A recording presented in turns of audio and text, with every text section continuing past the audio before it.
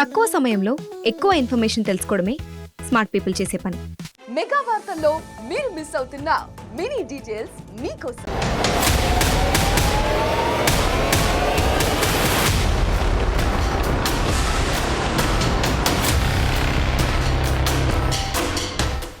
Welcome to four సైజ్ TV.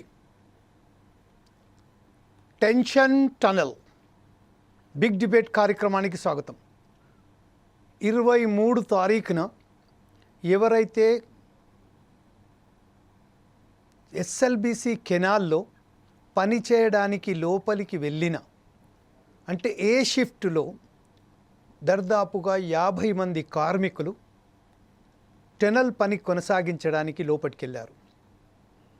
లోపలికి వెళ్ళిన కొద్దిసేపటి తర్వాత ఏ మిషన్కి అయితే వాళ్ళు వెళ్ళారో అందులో 2 ఇంజనీర్స్, 2 టెక్నికల్ హెడ్స్, 4 లేబర్.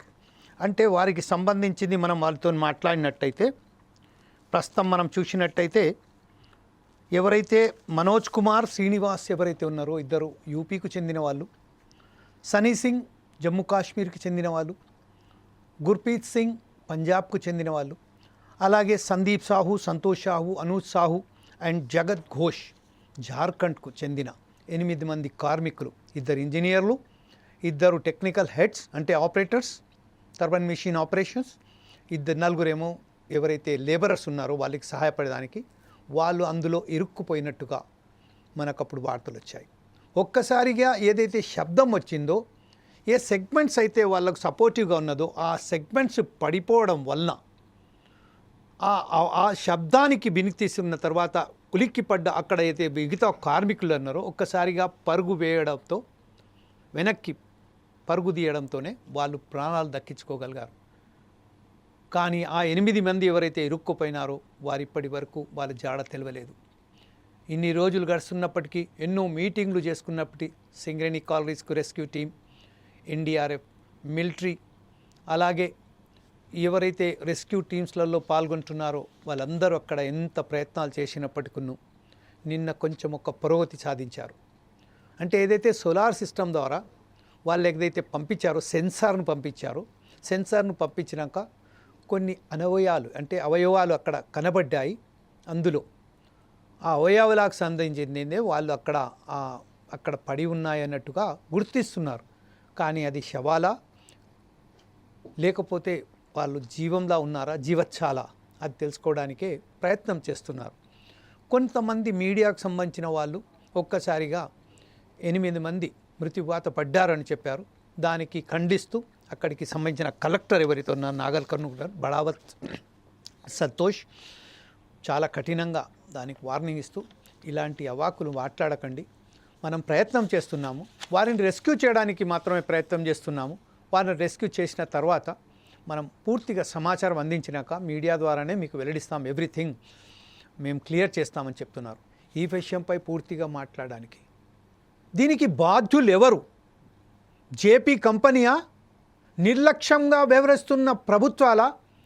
1969లో మొదలైన ఈ అంశం మొదటి దశ తెలంగాణ ఉద్యమం మొదలైనప్పుడు తెలంగాణకు సంబంధించిన నీటికి నీరు ఎట్లా వాళ్ళకు సాగునీరు అందియాలి, త్రాగునీరు అందియాలి తెలంగాణ ప్రాంతానికి అన్నట్టు మొదలైన ఈ ప్రక్రియ ఎన్టీ రామారావు హయాంలో హేనకుగులమైంది.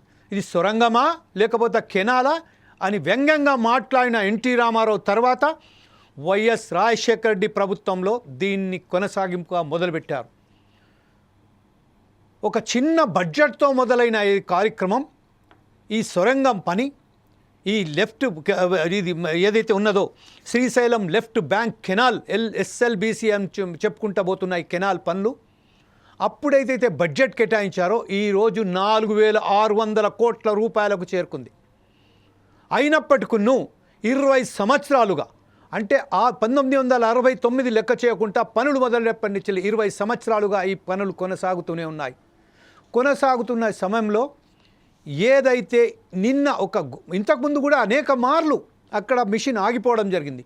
బురద, లూజ్ సాయిల్ రావడంతో, నీళ్ళ ఉత్పత్తి బాగుండడంతో ఆ తర్వాత అక్కడ ఆ నీళ్ళు ఏదైతే ఉన్నదో బురదగా తయారైపోయి అక్కడ ఇరుక్కుపోనికి అక్కడ డిక్ చేయడానికి వాళ్ళకి ఆ మిషన్ పని చేయకపోవడంతో అనేక మార్లు రిపేర్ కూడా జరిగాయి. కానీ ఒక్కసారిగా ఈరోజు అంటే గత వారం రోజుల క్రితం ఏదైతుందో ఆ సెగ్మెంట్స్ ఏదైతే సపోర్టివ్గా ఉంటుందో లూజ్ సాయిల్ వలన ఇమీడియట్లీ పడిపోవడం, దాని తర్వాత నీటి ప్రెషర్ రావడం, ఆ ప్రెషర్ రావడంతో అక్కడ రెస్క్యూ ఆపరేషన్స్కి చాలా పెద్ద ఎత్తున అంటే 44 కిలోమీటర్ల కెనాల్లో 35 కిలోమీటర్ల పనులు పూర్తిగా అయిపోయాయి. ఇంకా మిగిలింది కేవలం 10 కిలోమీటర్లు అంటే 14 కిలోమీటర్లు మాత్రమే. అయినప్పటికీ అక్కడ 8 ప్రాణాలు ఈరోజు ఉన్నారా లేరా అని కూడా మనకు తెలివి రావట్లేదు. ఎంతమంది అక్కడికి వెళ్తున్నప్పటికీ ఎంతమంది అధికారులు వెళ్ళారు అంటే ప్రస్తుతం మనం చూస్తున్న మీటింగ్ల మీద మీటింగ్లు నడుస్తున్నాయి. అని వాళ్ళు వెళ్ళి అక్కడ ఏం చేస్తున్నారు, ఎలాంటి ప్రక్రియ మొదలు పెడుతున్నారు, అసలు సంబంధించిన ఎన్డీఆర్ఎఫ్ కానివ్వండి, లేకుంటే సింగరేణి రెస్క్యూ టీం కానివ్వండి, ఆర్మీ కానివ్వండి, వేరేవైతే రెస్క్యూ టీమ్స్ అక్కడికి వెళ్ళారో వారందరూ ఏదైతే ప్రయత్నాలు చేస్తున్నారో సఫలం కావాలని కోరుతూ ఈరోజు ఏదైతే చర్చా కార్యక్రమం 4 Sides టీవీ నిర్వహిస్తుందో అందులో ప్రధానంగా మనకు సంబంధించిన మాట్లాడడానికి ఈరోజు మా చీఫ్ అడ్వైజర్ అయినటువంటి ప్రొఫెసర్ సుధాకర్ శర్మ గారు మనతో లైన్లో ఉన్నారు. అలాగే బీఆర్ఎస్ నాయకురాలైనటువంటి పావని గౌడ్ గారు కూడా ఉన్నారు. Welcome to the 4 Sides TV Pavani గారు. అలాగే బంటు రమేష్ గారు, బీజేపీ నాయకులైనటువంటి బంటు రమేష్ గారు కూడా ఉన్నారు మనతోటి. అలాగే కంప వినోద్ కుమార్, కాంగ్రెస్ నాయకులైనటువంటి కంప వినోద్ కుమార్ కూడా మనతో జాయిన్ అయిపోతారు. ఇంకొక విషయం ఏమిటంటే ఎవరైతే అక్కడ రెస్క్యూ టీంలో పనిచేస్తున్నారో ఒక అధికారి కొంచెం ఒక టెక్నికల్ కారణాల వల్ల వాళ్ళ పేరు కూడా చెప్పలేకపోతున్నాం. కాకపోతే అతను మనకు సమాచారం అందించడానికి ఈరోజు ఫోన్ లైన్లో వచ్చారు. అది కూడా చాలా పెద్ద రెస్క్యూ అంటే వారికి ఒక ఆఫీసర్స్ నుంచి వెళ్ళి కానీ ప్రభుత్వం నుంచి వెళ్ళి ఆదేశాలు ఉన్నాయి, ఎట్టి పరిస్థితుల్లో మీరు కూడా మీడియా మీద మాట్లాడకూడదు అని. కాకపోతే ఏంటంటే టెక్నికల్గా అసలు వాస్తవానికి అక్కడ జరిగింది ఏందే కేవలం వివరించడానికి మనం ఒక మిత్రుడిని మనం కోరాము. ఆ మిత్రుడు కూడా ఈరోజు అక్కడి నుంచి వెళ్ళి మనకు టెలిఫోన్ ద్వారా సమాచారం అందిస్తారు. అలాగే మా తెలంగాణ బ్యూరో ఇన్ఛార్జ్ అయినటువంటి సుధాకర్ కూడా మనతో జాయిన్ అయిపోతారు. ప్రస్తుతం మనం ఒకసారి సుధాకర్ శర్మ గారి దగ్గర వెళ్దాం. ప్రొఫెసర్ సుధాకర్ శర్మ గారు ఈరోజు చెప్పండి, ఇది ఎవరి వైఫల్యం? ప్రభుత్వాల వైఫల్యమా, జేపీ ఏదైతే కన్స్ట్రక్షన్ కంపెనీ ఉన్నదో వారి వైఫల్యమా, లేకుంటే వీళ్ళ ఏదైతే అంటున్నారో వాళ్ళ దురదృష్టం అంటుంది చెప్తున్నారు చాలా హీలనగా, ఈ దురదృష్టమా వాళ్ళకు వెంటాడింది? దీని విషయంపై మీరేమంటారండి? Thank you జమీల్జీ. ముఖ్యంగా మీరు తీసుకున్నటువంటి అంశం మాత్రం చాలా ప్రాధాన్యతను సంతరించుకున్నటువంటి అంశం. రైట్ సార్, ఒక్క నిమిషం సార్.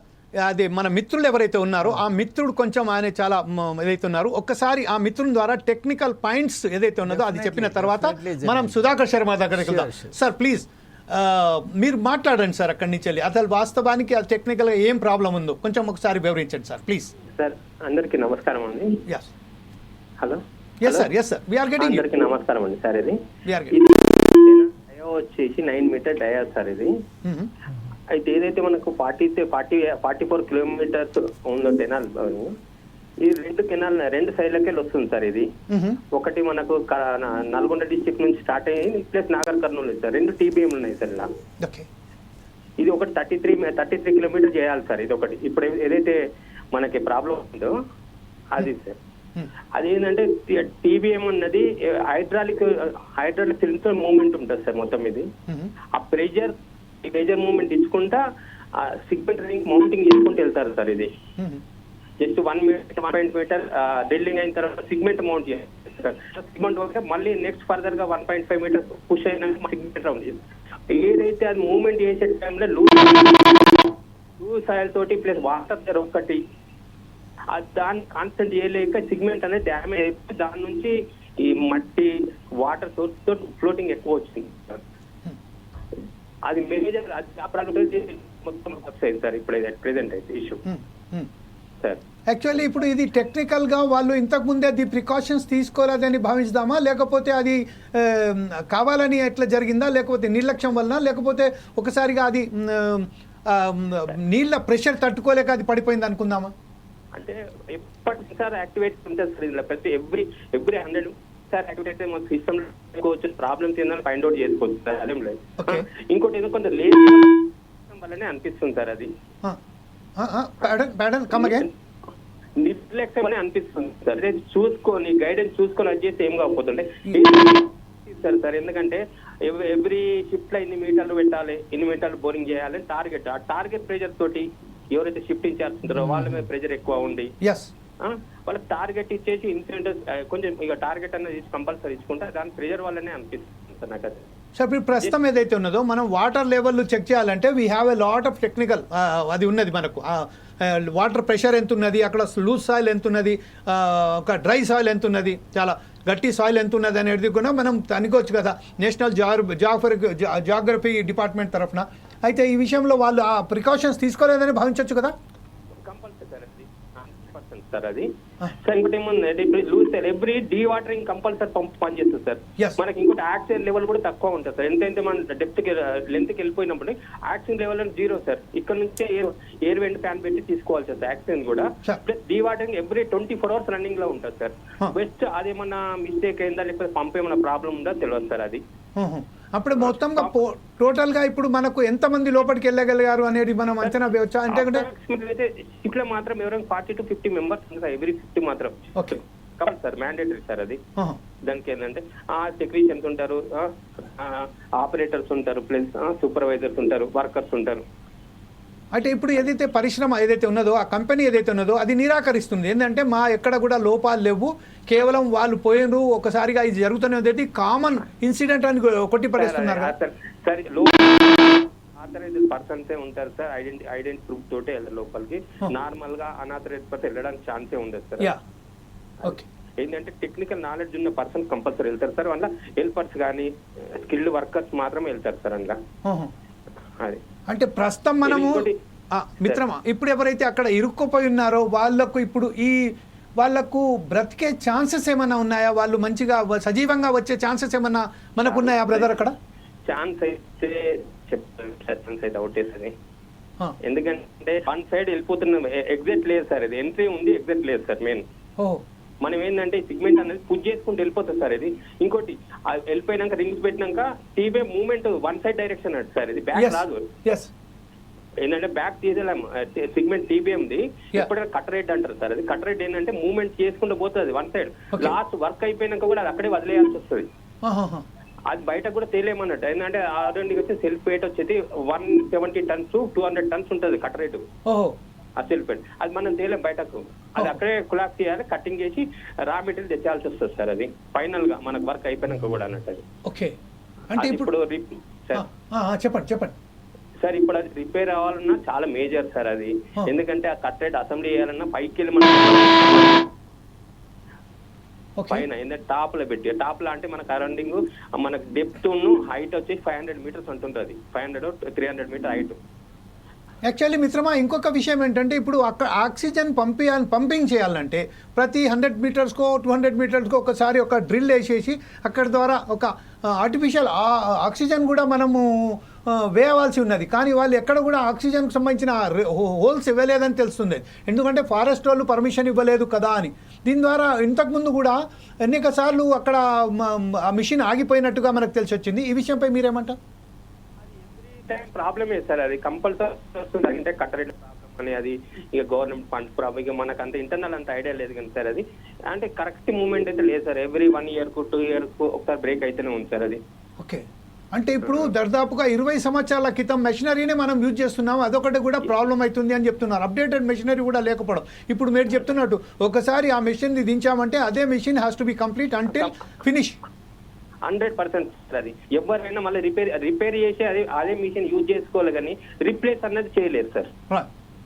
ఎందుకంటే ఆ ప్లేస్ కి వెళ్ళలేదు. ఇప్పుడు కొత్త మిషన్ అక్కడ ప్లేస్ పెట్టలేమన్నట్టు. అది పెట్టాలంటే మనం ఏమందంటే బయటనే అది ఓపెన్ ఏరియాలో అసెంబ్లీ చేసుకొని అక్కడ నుంచి డ్రిల్ వేసుకుంటూ పోవాలి సార్. అది అసెంబ్లీ చేయడానికి కూడా మనం 200 ton మొబైల్ క్రేన్ కానీ 200 ton గ్యాండీ క్రేన్ కానీ పెట్టేసి కట్ రేట్ అసెంబ్లీ చేయాల్సి వస్తుంది. ఆ డ్రిల్ వేసుకుంటూ పోతుంది అన్నట్టు. ఇంకోటి వన్ డైరెక్షన్ వెళ్ళిపోతుంది, బ్యాక్ సైడ్ రాదు. అది ఇంకొక చిన్న విషయం మిత్రమా, ఇప్పుడు గత అయితే మనకు సంబంధించిన తెలంగాణ వాళ్ళు కానీ ఆంధ్ర వాళ్ళు ఎవరు ఇక్కడ పనిచేయట్లేదు. కేవలం బయటి రాష్ట్రాల నుంచి వెళ్ళే కార్మికులను, ఎక్స్పర్ట్స్ను, టెక్నికల్ హెడ్స్ను తీసుకొస్తున్నారని చెప్తున్నారు. ఈ విషయంపై వాళ్ళకు కూడా దరిదాపుగా 4 నెలల నుంచి వెళ్ళి ఈ జేపీ కంపెనీ ఏదైతే వాళ్ళకు జీతభత్యాలు ఇస్తలేదని తెలిసింది. ఈ విషయంపై మీ దగ్గర ఏమైనా సమాచారం ఉందా బ్రదర్? సార్ అది అంత ఇంటర్నల్ ఐడియా లేదు కానీ ఏంటంటే అక్కడికి వెళ్ళి స్కిల్ వర్కర్స్ అన్నది ఏముందంటే నార్త్ అటు సైడ్ వాళ్ళు వస్తే ఏముందంటే కొంచెం పేమెంట్ వే చేసినా తక్కువ వస్తారు సార్ అంతే. ఓకే అక్కడ మనోళ్ళు అన్న వరకు ఇక్కడ లోకల్ ఉన్నారు కొంచెం కమాండింగ్ అని ప్లస్ అది ఇష్యూ అంటే అది వాళ్ళు క్రియేట్ చేస్తారు అంటే ఇక్కడ వాళ్ళు కొంచెము లేజీ ఉండి అట్లా అన్నట్టు కానీ వాళ్ళకి ప్రిఫర్ ఇస్తారు సార్ ఎందుకేమో తెలియదు అది అర్థం కాదు సార్. ఇంకొక విషయం మిత్రమా ఇప్పుడు మనం ఏదైతే ఉన్నదో ప్రపంచంలో అత్యధికంగా హైలీ టెక్నాలజీ చూస్తున్నది అరామ్కో, సౌదీ అరబ్ కంపెనీ ఏదైతే ఉన్నదో అక్కడ డ్రిల్ మిషన్ ద్వారా ఆయిల్ దర్దాపుగా ఎన్నో కిలోమీటర్లు లోనికి వెళ్ళి అక్కడి నుంచి వెళ్ళి డ్రిల్లింగ్ పంపింగ్ చేసుకుంటే తీసుకొస్తారు. వాళ్ళు ఏదైతే ఇది మడ్ని తీసుకొస్తారో బయటికి వాళ్ళ దగ్గర they have very good technology. So why we do not take assistance with those people who are expert in this field? అది అంత ఐడియా లేదు సార్. అది వర్టికల్ వేస్తారు కదా సార్, ఇది హారిజంటల్ పోతుంది మనకి, ఇది అది డెప్త్ నుంచి వస్తుంది కదా సార్. అది ఓకే వాళ్ళు ఏంటంటే తీస్తారు, అది మూవ్మెంట్ వస్తుంది. Right, brother. Thank you very much for giving updates from the site, and we are very grateful to you. Also, the force on behalf of Force ISTV, I am very thankful to you, gentlemen. Anyway, ఒకసారి కేసీఆర్ మాట్లాడారు అంటే గతంలో assembly సెషన్ను address చేసుకుంటూ ఏదైతే అంశాలకు సంబంధించిన అతను మాట్లాడారో ఈరోజు అదే అంశానిపై ఈరోజు ఒక ఖచ్చితమైన సమాచారం మన దగ్గర ఉన్నది. ఆ విషయంపై కేసీఆర్ ఏం మాట్లాడారో అసెంబ్లీని ఒకసారి చూసిన తర్వాత చర్చలకు వెళ్దాం. PCR please play that bite of KCR. జరిగితే అది శ్రీశైలంలో అప్పుడు నీళ్ళు వచ్చినప్పుడు నీళ్ళు పోవుడు మొత్తం మునిగిపోవుడు, మళ్ళీ దాన్ని అంతా క్లియర్ చేసుడు. అధ్యక్ష దీన్ని తవ్వే పద్ధతి ఏంటంటే టైగర్ వ్యాలీ కదా అధ్యక్ష, అందులో అడుగు మానవ సంచారం పోవద్దు, పోతే అబ్జెక్షన్. దాని మీద ఎవరో పోతారు, మళ్ళీ వీళ్ళే పంపిస్తారు, పోయి కోర్టులో వేస్తారు. మన పర్యావరణ సంఘాలు వస్తాయి, ఇది పర్యావరణ వ్యతిరేకమని మళ్ళీ చేస్తారు. ఒక షాఫ్ట్ పెట్టుకొని కనీసం గాలి వచ్చేటట్టు చేసుకుందాం, టన్నల్లోకి వెళ్తురు వచ్చేటట్టు చేసుకుందామంటే కూడా వీళ్ళు లేకుండా పెట్టినరు. ఇక్కడి నుంచి గాలి పంపి చేస్తూ ఉంటారు అధ్యక్ష, ఈ ఎండ్ నుంచి గాలి పంపి చేస్తూ ఉంటారు. ఆ గాలి పీల్చుకుంటూ ఆ టీబీఎం డ్రైవర్లు టన్నల్ తవ్వాలి అధ్యక్ష. ఇట్టెక్కడన్నా పెడతారా అధ్యక్ష? నీళ్ళు ఇచ్చే విధానమేనా? ఎప్పటి నుంచి వింటున్నాం ఎస్ఎల్బీసీ? ఎన్నేళ్ళ కంప్లీట్ కావాలా? ఇది ఎవల పాపం? ఎందుకు తెలంగాణ ప్రజలు శిక్ష అనుభవించాలి? ఇది పరిస్థితి అధ్యక్ష. ఇది అధ్యక్ష ఇది జరిగేటప్పుడు ఏమైందంటే ఆ బోర్ చేసుకుంటూ వెనక లైనింగ్ చేసుకుంటూ పోద్ది అధ్యక్ష. కాబట్టి దాని లాగేద్దాం, కొత్త పద్ధతి పెడదామంటే లాగలేమిగా. లాగానంటే ఆ వెనక చేసిన లైనింగ్ అంతా కూలగొట్టేయాలి, మళ్ళా డిస్ట్రక్షన్. అంటే ఇప్పుడు దాన్ని కొనసాగించడం తప్ప గత్యంతరం లేనటువంటి ఒక భయంకరమైన పరిస్థితిలో కూరుకుపోయిన మరో project SLBC project. Yes, okay, thank you very much PCR. At the same time మనం ఒకసారి ప్రొఫెసర్ సుధాకర్ శర్మ గారి దగ్గర వెళ్దాం. సుధాకర్ శర్మ గారు ఈరోజు కరాఖండిగా ఏదైతే ఉన్నారో ఇది నిర్లక్ష్య వైఖరి మాత్రమే. అది కంపెనీ కానివ్వండి, ప్రభుత్వాలే కానివ్వండి, ఒక మరణ ఘోష అని చెప్తారు కదా, అలాగా ఇలా ఇంత వికృతంగా మనం ప్రభుత్వాలు ఇట్లా చేస్తున్నారు. అయినప్పటికీ ఇంకో విషయం ఏంటంటే మన దగ్గర వచ్చింది, ఆ పితృడు కూడా మాట్లాడడానికి దానికి వెనకాడేసింది. కాబట్టి 4 నెలల నుంచి అక్కడ ఎవరైతే పనిచేస్తున్నారో వాళ్ళకు కూడా జీతభత్యాలు రాలేదు సార్. ఈరోజు వాళ్ళను ఏకదాటిగా వాళ్ళని ఇళ్లలో పంపించేస్తున్నారు, పని ఆపోయింది, వాళ్ళకు రూపాయి కూడా వెళ్ళడానికి ఇళ్ళలేదు. వాళ్ళు ఇళ్ల నుంచి వెళ్ళి పైసలు తెప్పించుకొని వెళ్తున్నట్టుగా తెలుస్తుంది. దీనిపై మీరు ఒకసారి విశ్లేషించి తర్వాత చర్చలోకి వెళ్దాం ప్లీజ్. థ్యాంక్ యూ జమీల్జీ, మీరు అన్నమాట అక్షర సత్యం అండి. అక్కడ నిజంగా ఇది ఘోరమైనటువంటి మానవ నిర్లక్ష్యంగానే మనం భావించవచ్చు. దీనికంటే ముందుగా మనం అందరూ కూడా గుర్తుపెట్టుకోవాల్సినటువంటి అంశం చాలా తీవ్రమైనటువంటి ప్రమాదకరమైనటువంటి ప్రధానమైనటువంటి అంశం ఏమిటి అంటే తెలంగాణపై తరతరాలుగా ఉన్నటువంటి వివక్ష.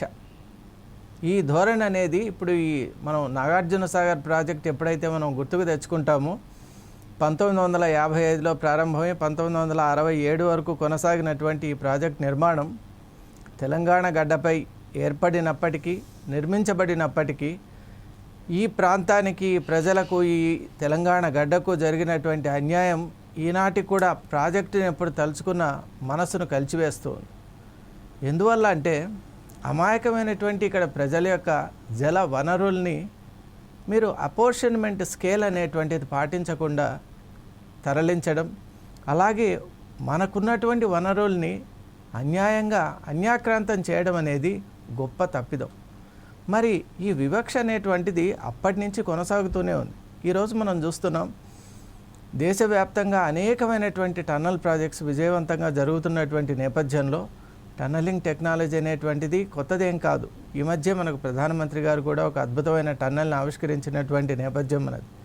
మరి ఇక్కడ జరుగుతున్నటువంటి తెలంగాణలో స్పాన్ కూడా చాలా చిన్నది. మరి ఇక్కడ జరుగుతున్నటువంటి ఈ ప్రాజెక్టు విషయంలో ఇంతటి నిర్లక్ష్యం ఏంటి? మనం అక్కడ డేటా కూడా తీసుకున్నాం, 4 సైడ్స్ టీమ్. అక్కడ మీరు జమీల్జీ మీరు అన్నట్టు అక్కడ పనిచేస్తున్నటువంటి అంటే ప్రాణాలని పణంగా పెట్టి పనిచేస్తున్నటువంటి ఉద్యోగస్తులు ఎవరైతే ఉన్నారో వాళ్ళకు కూడా సరిగా అందవలసినటువంటి జీతభత్యాలు అందడం లేదు, అలాగే వాళ్ళకి ఇవ్వవలసినటువంటి కేర్ ఇవ్వడం లేదు. ఈరోజు మనం చూస్తున్నాం, ఇప్పుడు చేతులు కాలిన తర్వాత ఆకులు పట్టుకున్నట్టు ఈరోజు మనం జరిగే ప్రయత్నాలు మంచివే. మనం ఇప్పుడు ఈ గ్రౌండ్ బ్రేకింగ్ రేడార్ సిస్టమ్ కానీ, గ్రౌండ్ పెనెట్రేటింగ్ రేడార్ స్కానింగ్ కానీ, అలాగే బ్రోకో టన్నలింగ్ అని, అలాగే డిఫరెంట్ టెక్నిక్స్ ప్లాస్మా కటింగ్ అని, మనం డిఫరెంట్ ఏజెన్సీస్ నుంచి మనం అన్ని టూల్స్ను టెక్నాలజీస్ను వాడుతున్నాం. కానీ ఫలితం ఏంటి అంటే మనం ఇంతమంది వ్యక్తుల్ని సజీవంగా ఈ విధంగా ఈ రోజుకు మనకు తెలియదు. ఎందుకంటే ఇన్సిడెంట్ జరిగి దాదాపు వారం కావస్తున్నటువంటి నేపథ్యంలో what are the chances of getting them back alive అనేది చాలా పెద్ద question.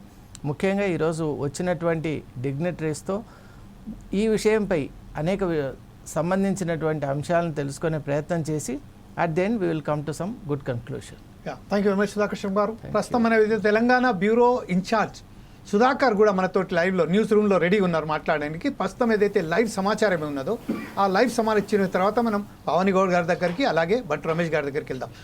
Sudhakar, come on carry on with your live details. ఓకేనండి, ఇప్పుడు చూసుకోవచ్చు తెలంగాణ రాష్ట్రంలో గత 10 రోజులుగా ఉత్కంఠ వాతావరణం నెలకొన్నదని చూసుకుంటే మాత్రం ఈరోజు ఆ ఉత్కంఠ వాతావరణానికి తెరపడనుకోవచ్చు.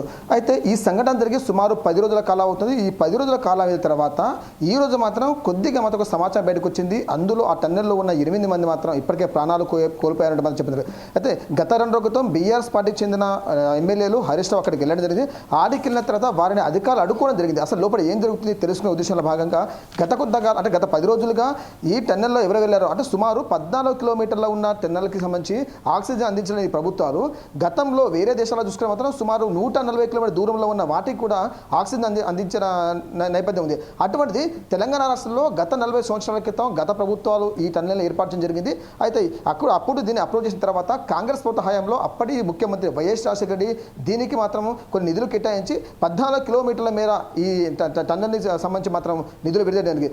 దాని తర్వాత తెలంగాణ రాష్ట్రం ఏర్పడింది. తెలంగాణ రాష్ట్రం ఏర్పడితే అప్పటికి ముఖ్యమంత్రి కేసీఆర్ వచ్చేసి దీనికి సంబంధించి ఒక మాట కూడా చెప్పడం జరిగింది. ఆ మాట కూడా ఇప్పుడు ఓవరాల్గా చూసుకున్న మాత్రం వైరల్గా మారుతుంది.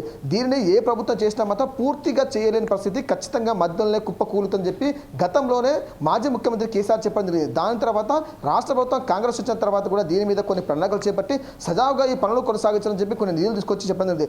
మొదటగా దీన్ని 500 కోట్లతోటి ప్రారంభించిన ఈ ప్రాజెక్టు నేడు 4,500 కోట్ల ప్రాజెక్టుకి ఏంటంటే సుమారు 4,000 కోట్ల రూపాయలు అంటే ప్రజలకు సంబంధించిన సొమ్మును తీసుకెళ్ళి అందులో పెట్టడం జరిగింది.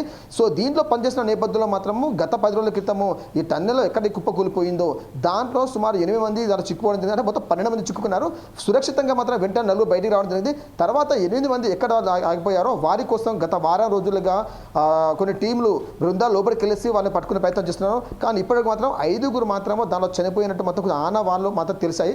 మరో 3 ఆచూకీ మాత్రం ఇప్పుడు అందించలేదు. కానీ రాష్ట్ర ప్రభుత్వం మాత్రం ఇప్పటికే చేతులు తెచ్చింది. వీరిని అంటే వెలికి దిశలో భాగంగా కొన్ని ప్రయత్నాలు చేస్తున్నా ఇప్పటికి మాత్రం వాళ్ళు వెలికి చేసిన భాగం మాత్రం ముందుకు రాదు. కానీ వేరే ప్రాంతాల్లో అంటే ఇక్కడ చూసుకోవచ్చు 12 కిలోమీటర్ల మేర మాత్రమే రైల్వే ట్రాక్ ద్వారా వెళ్ళేసి 12 కిలోమీటర్ తర్వాత మరో కిలోమీటర్లో కాలినడక లోపలికి వెళ్ళాలి. లోపలికి వెళ్ళిన తర్వాత అక్కడ చూస్తుంటే 70% అంటే 70% బురద, 30% నీరు, తేమాశాతం ఎక్కువ రావడం వల్ల లోపలికి వెళ్ళే వ్యక్తి అడుగుకి వేసి మళ్ళీ తీయాలంటే వాళ్ళు బయటికి వెళ్ళిన పరిస్థితి. అటువంటి వాతావరణ పరిస్థితుల్లో ఇక్కడ వ్యక్తులు ఆడికి వెళ్ళిన తర్వాత వారు లోపలికి వెళ్ళిన వాళ్ళు బయటికి రావాలంటే చాలా కష్టం అవుతుంది. ఈ నేపథ్యంలో లోపలున్న 8 మందిని వెలికి తీయడానికి మాత్రం ఇప్పటికీ అధికారంతో ఎన్ని భద్రత ఏర్పాటు చేసినా కూడా వాళ్ళ వెలికి తీసే ప్రయత్నంలో మాత్రం విఫలమయ్యారు అనుకోవచ్చు. కానీ గత 2 రోజులుగా మాత్రమే రాష్ట్ర ప్రభుత్వం చెప్తున్నది అంటే అదే ఉత్తమ్ కుమార్ రెడ్డి అక్కడికి వెళ్ళిన తర్వాత మేము అదే పనిలో ఉన్నాము, ఖచ్చితంగా వాళ్ళను బయటికి తీసుకొస్తామని చెప్పిన మంత్రి 12 గంటల కాల వ్యవధిలోనే మాట మార్చడం జరిగింది. అంటే ఇక రాష్ట్ర ప్రభుత్వం నిర్లక్ష్యము అలాగే కాంట్రాక్టర్ నిర్లక్ష్యం కనబడుతూనే ఉంది. ఏదైనా ఒక కార్యక్రమం చేపట్టినప్పుడు సజావుగా పని కొనసాగుతుందా లేదా చూసిన తర్వాత ఆడ విజయవంతం అవుతుందా లేదా చూసి బయట చెప్పాలి. కానీ పర్యవేక్షణ లేకుండా పనులు పూర్తి చేయకుండానే మేము చేస్తున్నాము చూస్తున్నామని చెప్పి మాటలు దాటే ప్రయత్నం చేస్తుంది రాష్ట్ర ప్రభుత్వం. ఈ నేపథ్యంలో అధికార పార్టీకి సంబంధించిన మాటలకు మాత్రం ప్రతిపక్షాలు ఇప్పటికీ తీవ్రంగా ఖండిస్తున్నాయి. ఏదేమైనా గత 24 గంటల క్రితం మాత్రం ఖచ్చితంగా సురక్షితంగా బయటకు వస్తున్న ప్రజలకు మాత్రం ఇప్పుడు నిరాశ మిగిలింది అనుకోవచ్చు. Okay, thank you Sudhakar. Let us we'll move to the our panelists. ఒకసారి మనం పావని గౌడ్ దగ్గరికి వెళ్దాం. మేడం, ఇప్పుడు మీరు చెప్పండి, ప్రస్తుతం ఏదైతే కేసీఆర్ ఏదైతే అసెంబ్లీలో మాట్లాడారో అది 100కి 100 పాలు నిజమైంది. అంటే గతంలో ఎంత నిర్లక్ష్య వైఖరికి గురైన ఈ ప్రాజెక్టు 4,600 కోట్ల రూపాయల బురద పాలైపోయింది. తద్వారా దానికి సంబంధించిన అనేక మంది కూడా ఈరోజు మృత్యుఘాషపడ్డారు. ఈ విషయంపై మీరు ఎలా స్పందిస్తారండి? మీరు కొంచెం మీ ఫోన్ అన్మ్యూట్ చేయండి ma'am please, if you don't mind. ముందుగా ప్యానెల్లో ఉన్న మిత్రులందరికీ, ఫోర్ సైట్స్ యాజమాన్యానికి నమస్తే అండి. దశాబ్దాలుగా నిర్లక్ష్యానికి, వైఫల్యానికి గురవుతున్న ప్రాజెక్టే ఈ ఎస్ఎల్బిసి ప్రాజెక్టు. ఈ పాపమంతా కాంగ్రెస్ పార్టీదే. 2005 నుంచి 2014 వరకు కూడా ఎన్ని డబ్బులు ఖర్చు పెట్టినా కూడా ఆ ప్రాజెక్టును కంప్లీట్ చేయలేకపోయిండ్రు. ఆ ప్రాజెక్ట్ అనేది కంప్లీట్ కాదనేసి కేసీఆర్ గారు అసెంబ్లీ సాక్షిగా చెప్పడం కూడా జరిగింది. ఎవరైతే అలా పనిచేసే కార్మికులు చావుకు, ప్రాణాలకు పణంగా పెట్టి పనిచేయాల్సి వస్తుంది. దాంట్లోకి ఆక్సిజన్ పోదు. ఒక యంత్రాన్ని పంపిస్తారు, అది ముందటికి ఓడమే ఉంటది కానీ వెనుకకి రావడం ఉండదు. దాంట్లోకి తీసుకుపోవడం అసాధ్యము. ఆ ప్రాజెక్ట్ కట్టడం అని కూడా చెప్పడం జరిగింది. కానీ దశాబ్దాలుగా ఈ కాంగ్రెస్, బీజేపీ తెలంగాణ రాష్ట్రానికి చేస్తున్న అన్యాయానికి, తెలంగాణ రాష్ట్రంలో ప్రజలకు చేస్తున్న నీటి కష్టాలకు ఈ కాంగ్రెస్, బీజేపీ మూల కారణము. ఇంకొకటి, 3 రోజులుగా హరీష్ రావు గారు పోయేటప్పటి వరకు కూడా అసలు లోపల కార్మికులకు ఏం జరిగింది, ఏంది అనే సహాయక చర్యలు కూడా వేగవంతంగా పూర్తి చేయలేకపోయినరు. ఇక్కడ ఈ కాంగ్రెస్ మంత్రులు వేయినరు. ఒకలేమో చేపల పులుసు, ఇంకోరేమో పైపు దగ్గర సౌండ్ పెట్టి అది చెవి పెట్టేసి ఫోన్ రింగ్ అవుతుంది, ఫోన్ వేరే వాళ్ళకి చేసిండ్రు అనేసి ఇంకొక మంత్రి ఏమో హెలికాప్టర్ ఉంటేనే పోతా, హెలికాప్టర్ అనే పోతా అనేసి ఇంకొక మంత్రి. రోజుకు 56 అంటే ఇప్పుడు 56 లక్షల రూపాయలు ఖర్చు పెట్టిండు హెలికాప్టర్ కే ఈ మంత్రి. ప్రజాధనాన్ని దుర్వినియోగం చేసుకుంటా పనిమంతుడు పందిరేస్తే కుక్క తోక తలిగి కూలిపోయినట్టు ఉన్నది ఈ కాంగ్రెస్ వల్ల పరిస్థితి, ఈ ప్రాజెక్టుల పరిస్థితి కూడా.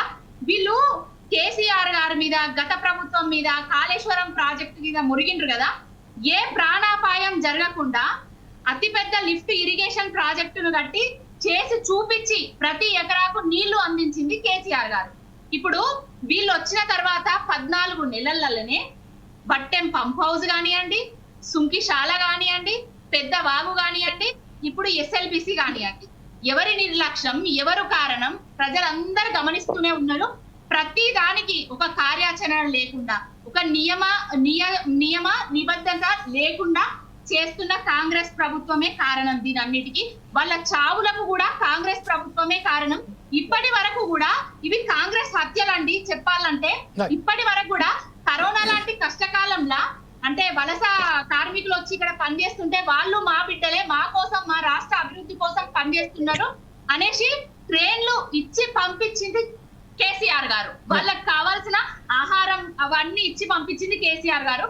పక్క రాష్ట్ర బిడ్డలు వచ్చి ప్రాణాలకు పణంగా పెట్టి ఎస్ఎల్బిసి అనే ప్రాజెక్టుల వాళ్ళ ప్రాణాలు పోయినా కూడా ఇప్పటి వరకు కూడా ఎలాంటి సహాయక చర్యలు లేకుండా, ఎలాంటి వివరణ ఇవ్వకుండా, ముందు చూపు చర్యలు లేకుండా, ఎన్నికల ప్రచారంలో తిరుగుకుంటా, ఎమ్మెల్సీ ఎలక్షన్లో తిరిగిండు, ఢిల్లీకి పోయిండు.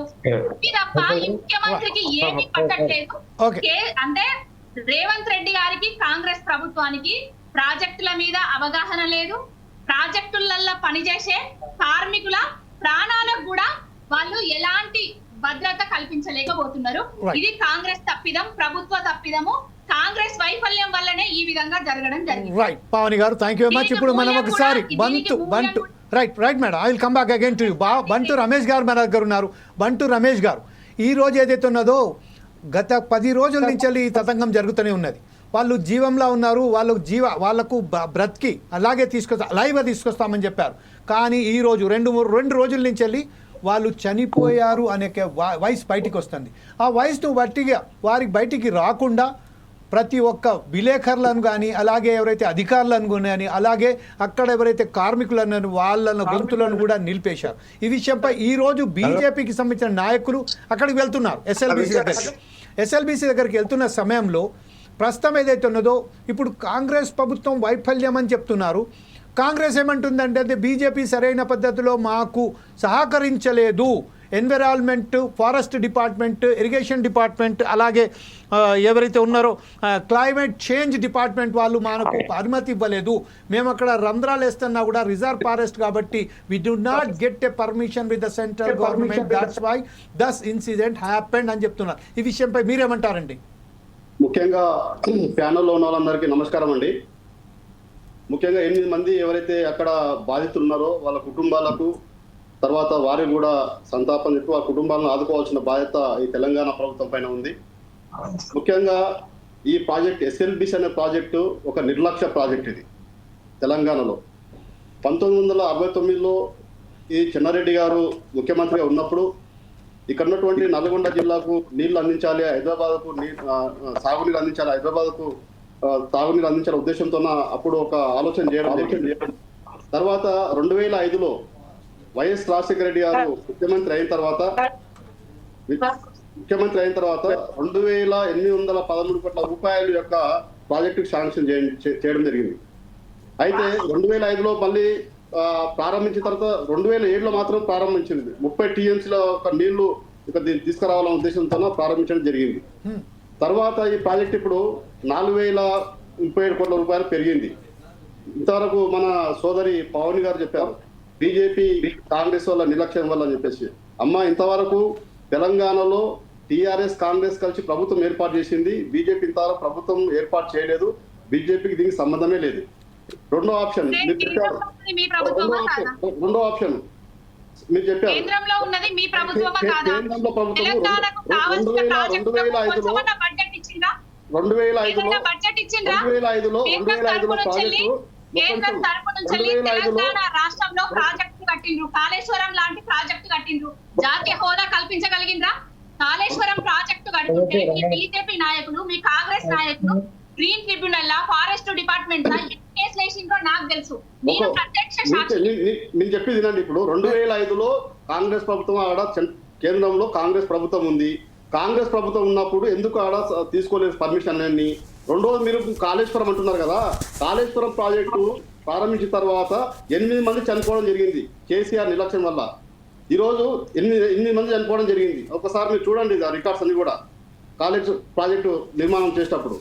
రెండవది ఈ యొక్క ఎస్ఎల్బిసి ఈ యొక్క ప్రాజెక్టులో కేసీఆర్ యొక్క నిర్లక్ష్యం కూడా కనిపిస్తా ఉంది. 9 సంవత్సరాలు పరిపాలన చేసిన కేసీఆర్ 9 సంవత్సరాల పరిపాలనలో ప్రపంచంలో అత్యంత పెద్ద ఇంజనీర్ చెప్పుకునే కేసీఆర్ ఈ ప్రాజెక్టు గురించి ఎందుకు ఆలోచించలేదు? ఈ ప్రాజెక్టు తప్పు కాబట్టి ఈ ప్రాజెక్టు మేము మూసేస్తున్నామని చెప్పేసి క్లోజ్ చేస్తే అయిపోతున్నాయి కదా. అది కాకుండా ఈ ప్రాజెక్టుని మేము అవసరమైతే కష్టమైన పర్లేదు, కొన్ని డబ్బులు ఎక్కైనా పర్లేదు ప్రారంభిస్తామని చెప్పిందే కేసీఆర్.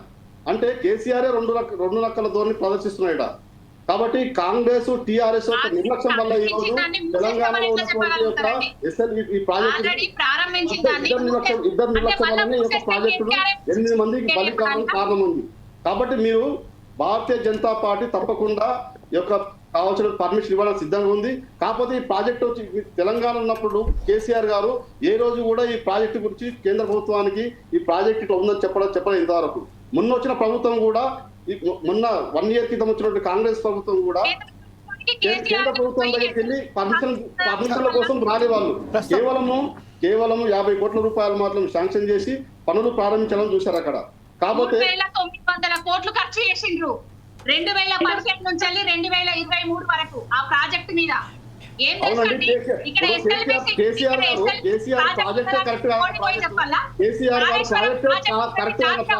గారు మళ్ళీ ప్రాజెక్ట్ ఎందుకు ప్రారంభించారు? ఈ ప్రాజెక్ట్ కరెక్ట్ గా కేసీఆర్ గారు ప్రాజెక్ట్ ని ఎందుకు మళ్ళీ ప్రారంభిస్తూ డబ్బులు ఇచ్చేస్తున్నారు? ఇప్పుడు లేదండి, ఏ విధంగా చేస్తారు? ప్రారంభించిన దానికి ఏ విధంగా మూసేస్తారు? ఎట్లా మూసేస్తారు? నేను మూసేయడం మళ్ళా వరకు కాంగ్రెస్ పార్టీ వాళ్ళు చేసింది ఇదంతా. మేము నల్లగొండ ప్రజలకు నీళ్ళు ఇద్దామని చేసినాము, మా కాంగ్రెస్ వైఫల్యం ఏం లేదు, కేసీఆర్ వచ్చి బంద్ చేసిండు, ఇదంతా బూడిదలో పోసిన పన్నీరు చేసిండు కేసీఆర్ అని ప్రచారంలో. ఏం మాట్లాడుతున్నారండి అసలు? కేంద్రంలో బీజేపీ తెలంగాణ భారతీయ జనతా పార్టీ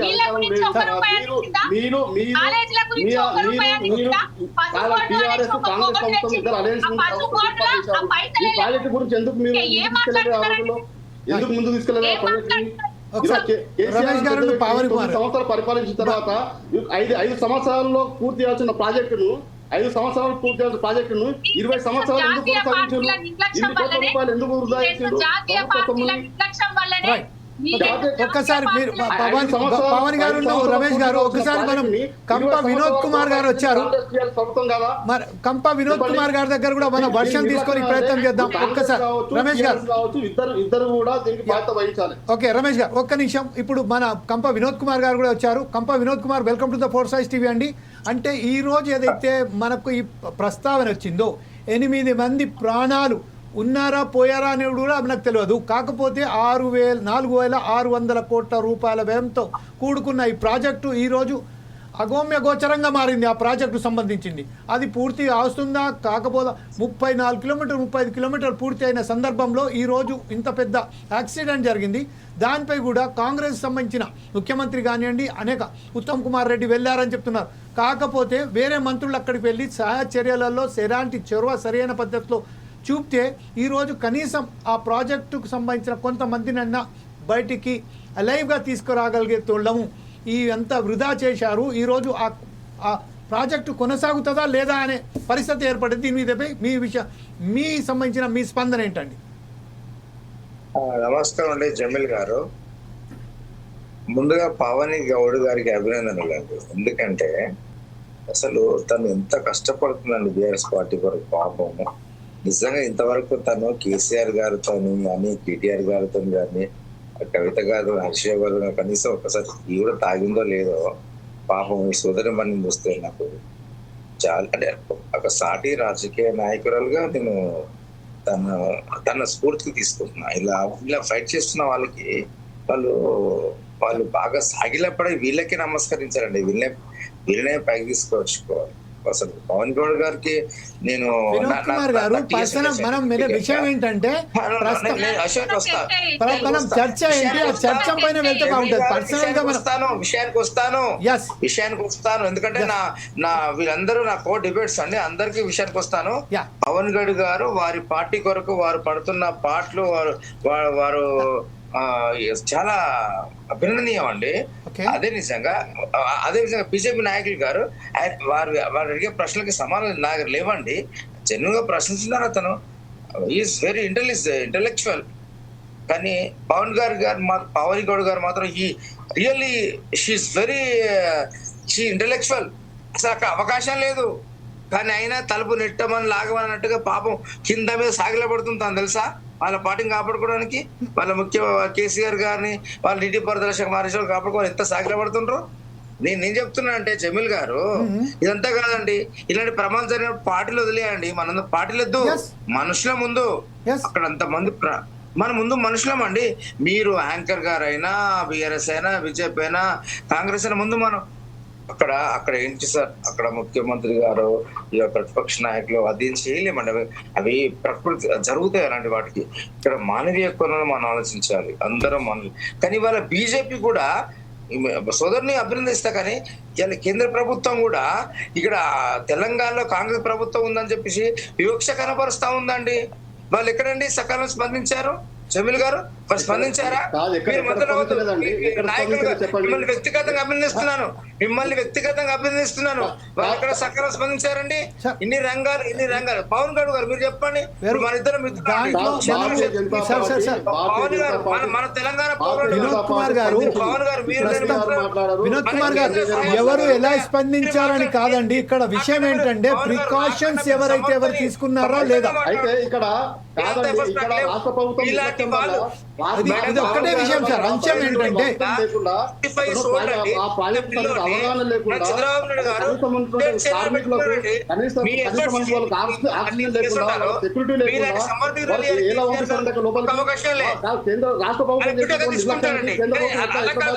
ఇద్దరు మాట్లాడడం వల్ల ఏదైతే ఉన్నదో సరైన ఏమైతుందంటే మీరు ఇద్దరు ఒకసారి మాట్లాడడం వల్ల మనకు ఏదైతే మీరు జమీల్ గారు మిమ్మల్ని వ్యక్తిగా అభినందిస్తున్నాను. మీరు మనుషులుగా గ్రేట్ అండి. వ్యక్తిగతంగా మీరు అభినందనలు మీరు గ్రేట్. పవన్ మేడం ఇది మన రాష్ట్ర సమస్య madam. I would like to be appreciated for myself, but I need only one thing that I want to clarification. It is the madam, the fault of the భవిష్యత్తు గవర్నమెంట్ ఆర్ ద ప్రాజెక్ట్ ఎవరైతే contractor ఉన్నారో వాళ్ళది నిర్లక్ష్యమా? ఇదొక విషయంపై మనం ఒకసారి వెళ్దాం. మన వినోద్ కుమార్ గారు, మనం మనుషులుగా ఎప్పుడు కూడా మన మనుషులు ఎప్పుడు కలుపుతున్నారు మేడం. మేడం మన కేంద్రం మన రాష్ట్రానికి కేంద్రం సహకరిస్తుందా మేడం? మీరు చెప్పండి మేడం. ఏం సహకరించలేదండి? టీఆర్ఎస్ మీరు మాట్లాడండి పార్టీ సహకరించాలా? అవును మేడం గారు ఇవాళ బీఆర్ఎస్ కాంగ్రెస్ అయితే ఒక్క బీజేపీ ఎంపీ అన్న ఎస్ఎల్బిసి ప్రాజెక్ట్ దగ్గరికి వేయిందా? ప్రమాదం జరిగిన స్థలం దగ్గరికి వేయిందా? తప్పకుండా కిషన్ రెడ్డి గారు మాట్లాడారు, బండి సంజయ్ గారు మాట్లాడారు. ఎస్ఎల్బిసి ప్రాజెక్ట్ పైన తప్పకుండా మాట్లాడి ఈ రోజు కాంగ్రెస్ ప్రభుత్వం నిర్లక్ష్యం వలన వాళ్ళు 8 మంది అక్కడ ఇరుకపోయారు కాబట్టి వెంటనే అవసరమైతే కేంద్రంకి వెళ్ళి కూడా మీరు సహకరిస్తామని చెప్పడం జరిగింది కిషన్ రెడ్డి గారు కూడా. ఒక్క విషయం మాత్రం చెప్పనా సార్, మీ అందరికి ఒక విషయం మాత్రం చెప్పదలుచుకున్నాను సార్. దానికి సంబంధం ఏంది సార్ ఒక్క విషయం మీద చెప్పదలుచుకున్నాను సార్. రాజకీయంగా రెండు ఏదో చెప్పండి, క్లారిటీ చెప్పండి. లేదు రాజకీయంగా అంటే రాజకీయంగా డిబేట్ చేద్దాం, ఎస్ఎల్బిసి ప్రాజెక్ట్ మీద డిబేట్ చేద్దాం అంటే అక్కడ డిబేట్ చేద్దాం. కానీ కలవడం ఫోటోస్ దీనికి సంబంధం ఏందండి? ఒక విషయం సార్, సంబంధం ఏంటండి? అంటే ఎస్ఎల్బిసి ప్రాజెక్ట్ కోసం ప్రధానమంత్రి దగ్గరికి వెళ్ళాడు ఆయన ఏదో ఆయన అప్పులు ఉన్నాయి, కాంగ్రెస్ ప్రభుత్వానికి అప్పులు ఉన్నాయి, అప్పులు తీర్చడం కోసం అప్పులు మా బాధ చెప్పడానికి వెళ్ళాడు. జరిగింది ప్రమాదం జరిగింది, మీ సహాయ సహకారాలు ఏంది? ఖమ్మంలో ఫ్లడ్స్ వస్తే మీరు అందించిన సహాయ సహకారాలు ఏంది? మ్యామ్ నేను ఒక్క విషయం మాత్రం చెప్పదలుచుకున్నా. I want to tell you one thing, frank with all my panelists. అట్లా ఏముండదు మేడం, రాష్ట్ర ప్రభుత్వం తెలంగాణ వినోద్ కుమార్ గారు తన వర్షన్ ను లిజన్ ఎ వర్డ్ ఫ్రమ్ మీ రమేష్ గారు. నిర్లక్ష్య వైఖరి అనేటువంటిది మీ నిర్లక్ష్య వైఖరి వల్ల మీ నిర్లక్ష్య వైఖరి వల్ల కేసీఆర్ గారు ప్రభుత్వం కోల్పోయారు. రేవంత్ రెడ్డి గారు నిర్లక్ష్య వైఖరి వల్ల ఆయన కూడా త్వరలోనే ఈ రమేష్ గారు పావనిగౌడ్ గారు భారతీయ జనతా పార్టీ మనకు సంబంధించిన మనం పెట్టదలుచుకున్నామో ప్రజల ముందు ఇలాంటి సంఘటనలు జరుగుతూ ఉన్నాయి తెలంగాణలో. ప్రజల ముందు ఒకే విషయం చెప్పదలుచుకున్నానండి. ఈ రోజు వారు జమ్మూ కాశ్మీర్, పంజాబ్, యూపీ, జార్ఖండ్కు సంబంధించిన అనేక మంది కార్మికులు మన రాష్ట్రానికి వచ్చి మన రాష్ట్రం గురించి పనిచేసుకుంటూ అసూలు బాసారు అని మనం అనుకుందాం. అదే కనుక తెలంగాణ వాళ్ళైతే, ఆంధ్రప్రదేశ్ వాళ్ళైతే ఈ రాజకీయ పార్టీలు ఒక్కసారిగా దాన్ని రాజకీయంగా ఎంత పెద్ద ఎత్తున చేసేది. ఈరోజు వేరే రాష్ట్రాల వాళ్ళు చనిపోయారు కాబట్టి అక్కడ చనిపోయినట్టుగా గుర్తిస్తున్నారు కాబట్టి మనం కేవలం వీరి మీద బురద జల్లుకుంటున్నామా? ఈరోజు 4,600 కోట్ల రూపాయలు మొత్తం నీటి పాలైపోయానండి. దీని విషయంపై వినోద్ కుమార్ మీరు చెప్పండి. జమీల్ గారు, వాళ్ళు జమ్మూ కాశ్మీర్ వాళ్ళ, గుజరాత్ వాళ్ళ, కర్ణాటక వాళ్ళ అది కాదు, వాళ్ళు మనుషులండి. వారు హ్యూమన్ బీయింగ్స్ అండి, నా తోటి కార్మికులు, నేను కూడా కార్మికుడు, వాళ్ళు కూడా కార్మికులు కదా. వాళ్ళ కుటుంబాలను విడిచిపెట్టి, వాళ్ళ పిల్లలను విడిచిపెట్టి, వాళ్ళ భార్యను విడిచిపెట్టి మన రాష్ట్రం కోసం, మన ప్రాజెక్టుల కోసం కష్టపడుతున్నారు కదా. 4 నెలల నుంచి వాళ్ళకు జీతాలు లేవు మేడం, 4 నెలల నుంచి జీతాలు లేవు వాళ్ళకు. వాళ్ళు ఈ రోజు నిన్న మాట్లాడుతూ మన విలేకరులతో మాట్లాడుతూ వాళ్ళు ఏమంటారంటే మాకు పోవడానికి కూడా పైసలు లేవని చెప్పారు వాళ్ళు.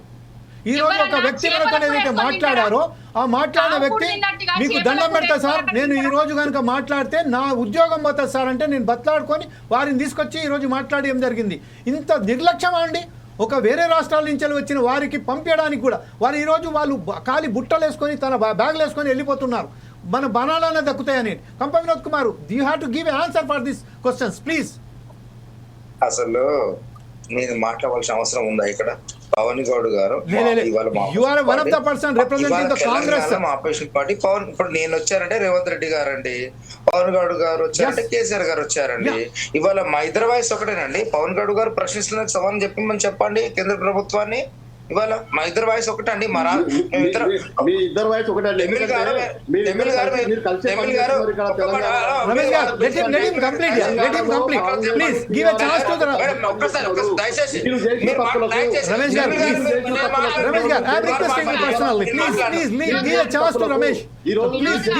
వినోద్ కుమార్ గారు ప్లీజ్ ఒక్క నిమిషం అండి. రమేష్ గారు ప్లీజ్ ప్లీజ్. రమేష్ గారు రమేష్ గారు కొంచెం ఓపిక. Sir, being a human beings we have give a chance to the మన వినోద్ కుమార్ గారు వర్షన్ మొత్తం విన్న తర్వాత దాని మీద ఏమన్నా మీరు ప్రశ్నించాలనుకుంటే ప్రశ్నిద్దాం ఖచ్చితంగా. కాకపోతే వినోద్ కుమార్ ఏదైతే చెప్పనియండి ఫస్ట్ వారు ఏమంటున్నారు, వాళ్ళ పార్టీ వర్షన్ ఏంటి. As a representative the Congress nothing but Revanth Reddy. That's why just I need a complete version of Vinod Kumar. దయచేసి జమీల్ గారు, ఇది మన కుటుంబ సమస్య కాదు, తెలంగాణ సమస్య, మన ప్రజల సమస్య. దయచేసి మన వద్ద కూడా వద్దు, మనకు న్యాయం జరగాలి, మన ప్రజలకు న్యాయం జరగాలి. దయచేసి మీరు సాయం ఉండండి, నేను చెప్తాను. జమీల్ గారు జమీల్ గారు, ఇవాళ పావని మేడం గారు కానీ నేను కానీ ఇవాళ మా పార్టీలు మాకు ఇష్టం అండి, మాకు పార్టీలు మాకు గౌరవం అండి, అందులో ఎటువంటి అనుమానం లేదు. కానీ మా రాష్ట్ర విషయానికి వచ్చినప్పుడు, మా రాష్ట్రం సంక్షేమ విషయానికి వచ్చినప్పుడు కనుక పార్టీని ఒక క్షణం పక్కన పెట్టకపోతే మేము మనుషులుగా విఫలమైనట్టండి. అసలు మేము అనవసరం ఇంకా ఈ రాజకీయ ఇవన్నీ ఎందుకండి. ఇవాళ ఈ రాష్ట్రానికి సమస్య వచ్చిందండి, కేంద్రం పెద్దన్న ఈ రాష్ట్రం ఆదుకోవాలని నేను అడుగుతున్నాను. యాజ్ ఏ కాంగ్రెస్ పార్టీ నాయకునిగా, యాజ్ ఏ బీఆర్టీ పార్టీ నాయకురాలుగా మేడం పవన్ గారు అడుగుతున్నారు. అదేవిధంగా బీజేపీ నాయకులు ఇంకా పెద్దన ఆయన ఇంకా ఎక్కువ అడగాలి. కానీ కౌంటర్ ఇవ్వడం ఎంతవరకు కరెక్ట్ అండి? మీరు ఇద్దరు రెండు పార్టీలు కలిసి ఒకే రకంగా మాట్లాడాలి అన్నారు కదా.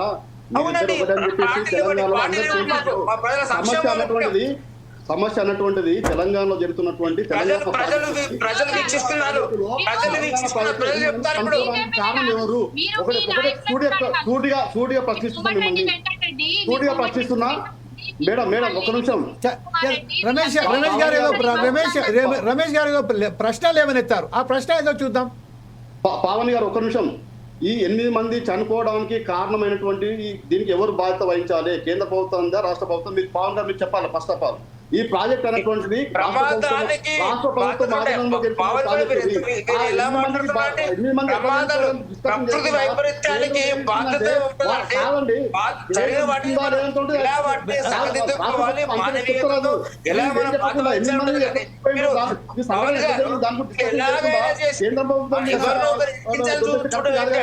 మనం కాపాడుకోవాలి, ఆ కుటుంబాన్ని కాపాడాలి.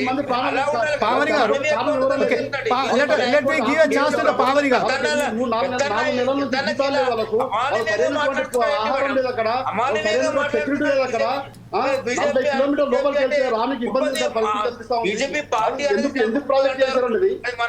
మన భారతీయత గురించి, మన హిందూ సంస్కృతి గురించి, ఈ దేశం మనది, మన చావా సినిమా గురించి ఇది ఈ పెద్దరికం లేక లేదందుకంటే వీళ్ళ దగ్గర.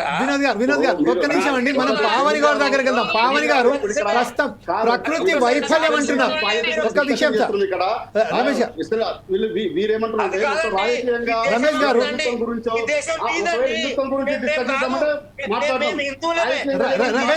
గారు అండ్ వినోద్ కుమార్ గారు completely the debate topic completely divert అయిపోయింది. మన పావని గారు మాట్లాడతారు, ఓకే మేము ఒప్పుకుంటావు, కానీ మీరు ఇది మీ దేశం కదా, మీ ఇల్లు కదా సార్. ఇప్పుడు ఇల్లంతా మీదే కదా, ఇంటిలో ఎవరికి కష్టం వచ్చినా మీరే కదా. ఇలా రాజకీయాలు ఎందుకు మాట్లాడుతున్నారు మీరు? ఏంటంటే ఇప్పుడు that's why I'm giving a chance to you, ma'am. I want to ask you only one question. ఒకే విషయం. ఇప్పుడు వినోద్ కుమార్ గారు అన్నట్టుగా ప్రకృతి వైఫల్యం అంటారు, దీన్ని మాత్రం నేను ఎట్టి పరిస్థితుల్లో ఒప్పుకోను సార్. దీని విషయం ఏంటంటే ఇది కేవలం మనం మానవత్వం, మనం చేసిన ఏదైతే తప్పిదాల వల్లనే ఇంత పెద్ద ప్రమాదం జరిగిందని చెప్తున్నారు. దీని మీద బీఆర్ఎస్ పావని గౌడ్ గారు చెప్పాలి ఈ విషయంపై. ఎస్, పూర్తిగా మీ వర్షన్ చెప్పండి మ్యామ్. ఇప్పుడు ప్రస్తుతం గౌడ్ గారు, పావని గారు. జమీల్ గారు, ఇప్పుడు వినోద్ గారు చాలా లాజిక్ గా మాట్లాడతారు, ఇప్పుడు రమేష్ గారు కూడా లాజిక్ గానే మాట్లాడతారు. ఇద్దరు తప్పించుకుంటారు. కేంద్రంలో ఒకళ్ళు ఉన్నారు, రాష్ట్రంలో ఇంకోళ్ళు ఉన్నారు. 8 మంది చావులకు కారణము కాంగ్రెస్ వైఫల్యము, ప్రభుత్వ వైఫల్యం వల్లనే జరిగింది. ఎలాంటివి అంటే లేకుండా, ఎలాంటి అంటే దాంట్లో పోతే ఏం జరుగుతుంది. ఒక ఆయన మంత్రి ఏమన్నాడు, నీళ్లు వాటర్ కలిస్తే ఇది మొత్తం ప్రమాదం జరిగిందని ఒక మంత్రి అన్నాడు. ఇక ఇంకొక మంత్రి అయితే మీరు భలే ఉన్నారు, నీళ్ళు వాటర్ కలిస్తే ప్రమాదం జరుగుతుందండి. మీరు భలే మమ్మల్ని అనవసరంగా తెలుగు పదం మాట్లాడితే ఇంగ్లీష్ చెప్పిన మాటలే సార్ ఇవి. ఒకటి పేరు మీరు మీ మంత్రి అన్నాడు అండి వినోద్ గారు, మీ మంత్రి అన్నాడు. మీ మంత్రి అన్నారు సార్ ఈ విషయము. మీ మంత్రే అన్నాడు, మీ మంత్రే చేపల కూరతో తిన్నాడు. మీ ఇంకొక మంత్రే హెలికాప్టర్ లేకుంటే నేను అక్కడికి పోను అన్నాడు. మీ ఇంకొక మంత్రి హెలికాప్టర్ లో రోజు పోయి 56 లక్షల ప్రజాధనాన్ని దుర్వినియోగం చేసిండు. ఇంకొక మంత్రి పోయి చెవు పెట్టిండు, ఫోన్ రింగ్ అవుతుంది, వాళ్ళ భార్యకు ఫోన్ మాట్లాడిండు అని చెప్పిండు. మరి ఇప్పటి వరకు కూడా వాళ్ళు ఏమైపోయిండ్రు, వాళ్ళు ఎక్కడున్నారు, వాళ్ళది ఏంది, వాళ్ళకి అసలు ఏం ఇవ్వదలుచుకున్నారు, మీ పాత్ర ఏంది, మీరు ఏం చేయదలుచుకుంటున్నారు వాళ్ళ కుటుంబాలకు, అవి చెప్పాలి కదా. ఇప్పుడు విషయం ఏంటంటే జమీల్ గారు ఒకే ఒక్క మాట చెప్పండి సార్, చెప్పండి వినోద్ గారు. ఈ సోదరి పవన్ గౌడ్ గారిని ఈ కేసీఆర్ గారు, కేటీఆర్ గారు ఉన్నత స్థాయిలో పెట్టుకోకపోతే వాళ్ళ పాపం చెప్తున్నారు. మస్తు కష్టపడుతున్నారు. దీన్ని నేను ఏకవించాను సార్. ఈ రోజు మాత్రం ఈ ప్రశ్న ఏదైతే ఉన్నదో ఇంతమంది కలెక్టర్ గారు ఉన్నారు, బడావత్ సంతోష్ గారు, రఘునాథ్, ఎస్పీ గైక్వాడ్ గారు, అలాగే ప్రశాంత్ జీవన్ గారు, ఎవరైతే ఇరిగేషన్ సెక్రటరీ ఉన్నారు అక్కడ ఉన్నారు, ఎన్డీఆర్ఎఫ్ సుఖేందు ఉన్నాడు, అలాగే ముషర్రఫ్ ఫారూఖీ ఉన్నాడు, ఇంకోటి ఏంటంటే సిఎండి బలరాం, సింగరేణి బలరాం ఉన్నారు. ఇంతమంది అధికారులు ఉన్నప్పటికీ ఇన్ని రోజుల నుంచి వెళ్ళి అక్కడ ఆవేదన పడుతూ అక్కడ 8 మంది లోపల ఇరుక్కుపోయినప్పటికీ కనీసం అక్కడికి సంబంధించిన ఒక మంత్రులు, ఈ కాంగ్రెస్ పార్టీ కానీ, బీజేపీ కానీ, బీఆర్ఎస్ కానీ, వామపక్షాలకు సంబంధించిన నాయకులే కానివ్వండి అక్కడికి వెళ్ళి పరామర్శించే దిక్కు లేదు, వారికి సరి అయిన సమాధానం ఇచ్చలేదు. ఒకరు పోయి అక్కడేమో టిక్ టిక్ కొట్టి లోపల నుంచి సౌండ్ వస్తుందా అని చూస్తారు, ఒకరేమో పోయి చేపల పురుషు తింటారు, ఒకరేమో హెలికాప్టర్ కావాలంటారు, ఒకరేమో నాకు సంబంధించిన ఇక్కడ ఇది లేదంటారు. ఏంటండి ఇంత నిర్లక్ష్య వైఖరి? ఒక మనిషి ప్రాణం కాదా? ఒక మనిషి అక్కడ వెళ్ళి 8 మంది అక్కడ ప్రాణాలు తెగించి లోపలికి వెళ్ళిన సమయంలో మనం ఎంత రెస్పాన్సిబుల్ గా వ్యవహరించాలో. ఇంకో విషయం, just I want to conclude my self. ఒక్క విషయం వినోద్ గారు అండ్ రమేష్ గారు ఒక్కటే నిమిషం అండి. జమీల్ గారు నిన్న ఇదే విషయం మీద ముఖ్యమంత్రి గారితో టెలికాన్ఫరెన్స్ లో నేను కూడా మాట్లాడాను. ఇంత మానవీయంగా స్పందిస్తాను తెలుసా, వారందరూ ఒక్కొక్క మాట తిడుతుంటే అసలు ఏంటి నేను వెళ్తా అంటుంటే ప్రోటోకాల్ వస్తుంది. రేవంత్ రెడ్డి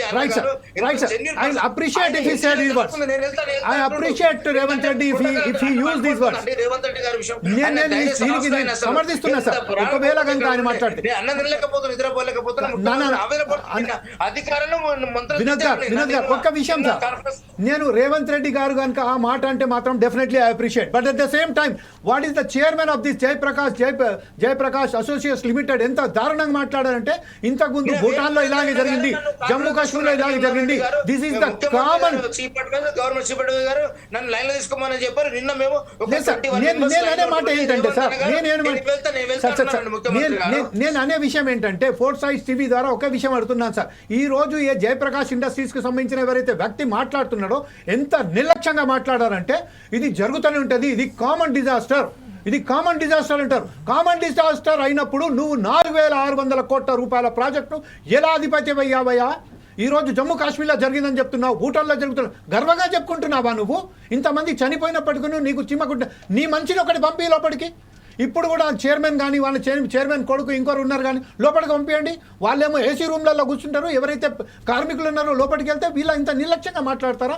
ఈ జేసీ ఆయన బయట కూడా మన దగ్గర ఉన్నాయి సార్, ఆయన మాట్లాడింది ఎంత నిర్లక్ష్యంగా మాట్లాడారంటే, this is the common disaster, we have to face it. What you mean by face it? Why you are a contract? Why you are taking a contract? కేంద్ర ప్రభుత్వం సహకారం అందివ్వట్లేదండి. ఈ విషయంపై చెప్పండి సార్ ప్లీజ్. మా రాష్ట్రం పట్ల ఇది బాధాకరం అండి. కేంద్ర ప్రభుత్వం మాకు సరైన సహకారం ఇవ్వట్లేదు మేడం. అంటే సార్ ఆ విషయంపై ఒకసారి అదే క్లారిటీగా మాట్లాడండి సార్. సెంట్రల్ గవర్నమెంట్ తోని కాకపోతే ఆ కంపెనీని బ్లాక్ లిస్ట్ లో పెడతారా, లేకపోతే ఆ జీతభత్యాలు ఏవైతే రాలేదో వాళ్ళకి ఇప్పిస్తారా? అంటే వాళ్ళ ప్రభుత్వం తెలంగాణ ఎప్పటికి రాదు అని చెప్పి ఇలా వివక్ష కరెక్టా? వినోద్ కుమార్ గారు, as a representative the Congress party, I am requesting you, both of you, in a central minister, as a central government in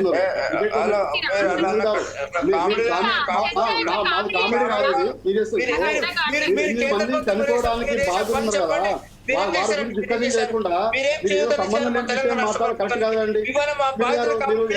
మాట్లాడించండి, సంబంధం ఒకే విషయం సార్. నేను బీజేపీ మన రాష్ట్ర ప్రభుత్వం ఏముంటాయి మేడం? సమాధానం చెప్పండి. ఇలాంటి విపత్తుల సమయంలో సార్, కావాల్సింది కేంద్ర ఒకటే ప్రభుత్వం విషయం sir, madam. Four sides TV ద్వారా కోరేది బీజేపీ కేంద్ర ప్రభుత్వంలో ఉన్నది కాబట్టి కాంగ్రెస్ తెలంగాణ రాష్ట్ర తెలంగాణలో చాలా మంది చూస్తారండి. మనం మాట్లాడదాని పైన అందరూ చాలా మంది చూస్తారు. అట్లా నవ్వుకోవద్దు మనం మాట్లాడుతుంటే. ఒకటే విషయం సార్, నేను సబ్జెక్ట్ మాట్లాడకుండా మీరు ఏదో కామెంట్ చేస్తున్నారు.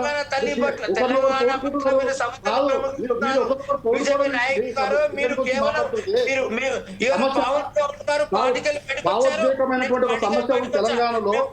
చనిపోయారు.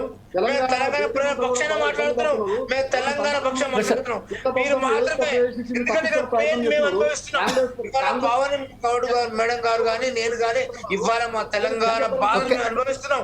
అందుకే మేము న్యాయంగా మాట్లాడుతున్నాం. మీరు కేవలం కేంద్ర ప్రభుత్వాన్ని మీరు వారి పక్షాన మాట్లాడుతున్నారు. ఒక విషయం సార్, యాజ్ ఎ కంక్లూడ్ గా BJP is in government in central and in state లో కాంగ్రెస్ ఉన్నది కాబట్టి ఎవరైతే చెప్పండి జమీల్ గారు కంక్లూడ్ గా ఒక విషయం మీ ఇద్దరిని అడుగుతున్నాను సార్. ఒకే విషయం మీ ఇద్దరిని అడుగుతున్నాను సార్. ఒకే విషయం సార్, ఒక ఇద్దరిని రమేష్ గారిని బంటు రమేష్ గారిని మన వినోద్ కుమార్ గారిని ఇద్దరిని ఒకే కోరుతున్నాను సార్. కేంద్రంలో బీజేపీ అధికారంలో ఉంది, రాష్ట్రంలో కాంగ్రెస్ అధికారంలో ఉంది. అక్కడ 220 మంది కార్మికులు అక్కడ పనిచేస్తున్నారు. గత 4 నెలల నుంచి 4-5 నెలల నుంచి వాళ్ళకి జీతాలు రాలేదు. చనిపోయిన వారికి కూడా జీతభత్యాలు రాలేదు. ఈ విషయంపై కేంద్ర ప్రభుత్వం రాష్ట్ర ప్రభుత్వం చొరవ తీసుకొని వారికి సంబంధించిన జీతభత్యాలు అలాగే చనిపోయి మనం ఇంకా నిర్ధారణకు రాలేదండి, చనిపోయారా బతికారా అనేది మనం ప్రెడిక్షన్ మాత్రం చేయలేము. కాకపోతే ఎవరైతే అక్కడ ఎగురుకుపోయినారు వాళ్లకు మానవీయత మానవ దృక్పథంతో అలాగే వాళ్ళకు ఆర్థిక సాయం, వాళ్ళకు రావాల్సిన చట్టబద్ధంగా ఏదైతే రావాల్సిన జీతాలు అలాగే వాళ్ళకు సంబంధించిన సహాయ సహకారాలు అందించడానికి కేంద్ర రాష్ట్ర ప్రభుత్వాలు ఎలాంటి చొరవ తీసుకోబోతున్నాయో చెప్పేసి ప్లీజ్ దీనికి ఒక కంక్లూడ్ చేయండి సార్ ఈ డిబేట్ మాత్రం. సార్ ఇప్పుడు ఒకటే సార్, ఇప్పుడు అనవసరంగా ఒకరు మాట్లాడుతూ ఒకరు కౌంటర్ వేయడం కాదు. ఇది ఒక విపత్కర పరిస్థితి. తెలంగాణలో జరిగినటువంటి ఇప్పుడు వివిధ రాష్ట్రాలకి వచ్చినటువంటి వాళ్ళు మన రాష్ట్రంలో మన ఇబ్బంది పడుతుందంటే ఈ దేశ మన సమస్య కాదు, ఇది భారతదేశ సమస్య. ఇది ప్రతి ఒక్కరం కూడా దానిపైన మనం బాధపడాల్సిన విషయం ఇది. అయితే ఒకటే విషయం నేను సూటిగా ప్రశ్నిస్తున్నా. ఈ రోజు ప్రాజెక్టుని 1969 నుంచి కాంగ్రెస్ ప్రభుత్వం అధికారంలో ఉంది. మధ్యలో 9 సంవత్సరాలు టీఆర్ఎస్ అధికారంలో ఉంది. 5 సంవత్సరాల్లో పూర్తి కావాల్సినటువంటి ఈ ప్రాజెక్టు 500 కోట్ల రూపాయలు మాట్లాడండి. 500 కోట్ల రూపాయలతో పూర్తి కావాల్సిన ప్రాజెక్టు ఈరోజు 4637 కోట్ల వరకు పెరిగింది. దీనికి నిర్లక్ష్యం. 5 సంవత్సరాలుగా పూర్తి కావాల్సిన ప్రాజెక్టు 20 సంవత్సరాలు అయితే ఇంతవరకు పూర్తి కాలేదు. ఇంకా 5 సంవత్సరాలు అవుతుందో 10 సంవత్సరాలు అవుతుందో కూడా తెలియని పరిస్థితి కనిపిస్తూ ఉంది. కాబట్టి రాష్ట్ర ప్రభుత్వం ఇప్పటికైనా జరిగింది ఏదో జరిగిపోయింది, ఇప్పటికైనా వారికి 8 మందికి ఇమీడియట్గా వాళ్ళందరినీ కూడా బయటకు తీసుకొచ్చి వాళ్ళ కుటుంబానికి వారికి న్యాయం చేయాలి. తర్వాత ప్రాజెక్టుని ఇప్పటికి 50 కోట్లు కాదు, అవసరమైతే మొత్తం డబ్బులు ఇచ్చేసి ఈ ప్రాజెక్టుని 20 సంవత్సరాలు ఇప్పుడు మొత్తం డబ్బులు ఇచ్చేసి 1 సంవత్సరం 2 సంవత్సరంలో మొత్తం పూర్తి చేయాల్సిన బాధ్యత ఈరోజు కాంగ్రెస్ ప్రభుత్వం పైన ఉంది. అంతేగాని ఈరోజు ఇంకోటి సార్ మళ్ళీ చెప్తున్నారు కేంద్ర ప్రభుత్వం అంటున్నారు. 2005లో వైఎస్ రాజశేఖర రెడ్డి ప్రాజెక్టుని ప్రారంభించినప్పుడు అప్పుడు అధికారంలో కాంగ్రెస్ పార్టీ ఉంది. 2014 వరకు అప్పుడే పర్మిషన్ తీసుకోవాలి. ఒక ప్రాజెక్టుని ప్రారంభించినప్పుడు పర్మిషన్ తీసుకొని కేంద్ర ప్రభుత్వం పర్మిషన్ తీసుకొని ప్రాజెక్టు ప్రారంభించాలి. ఎలాంటి ప్రాజెక్టు డిపిఆర్ ప్రాజెక్ట్ లేకుండా ఏం లేకుండా ప్రారంభించి ఇప్పుడున్నటువంటి బీజేపీ ప్రభుత్వం మీద రాద్ధాంతం చేస్తే అది కరెక్ట్ కాదు. ప్రజలందరూ చూస్తున్నారు. ఏదైనా ప్రాజెక్ట్ ప్రారంభించడం కేంద్ర ప్రభుత్వం పర్మిషన్ తీసుకోవాలి. ఎండ్ ఆఫ్ ద డిబేట్ సమయం చాలా తక్కువ కాబట్టి రమేష్ గారు please let us give a chance to the Vinod Kumar ఇప్పుడు చెప్పండి. ఒక్క విషయంలో ప్రభుత్వము అనుమతి తీసుకొస్తున్నది మళ్ళా అలాగే వేరే ప్రజా సంఘాల వాళ్ళు పోయి అక్కడ వాళ్ళు పిల్లు వేస్తున్నారు అంటేట్టుగా మనకు చెప్పుకొస్తున్నారు. దీని విషయంపై లాస్ట్ కంక్లూడ్గా మీ వర్షన్ ఏంటండి ప్లీజ్ చెప్పండి.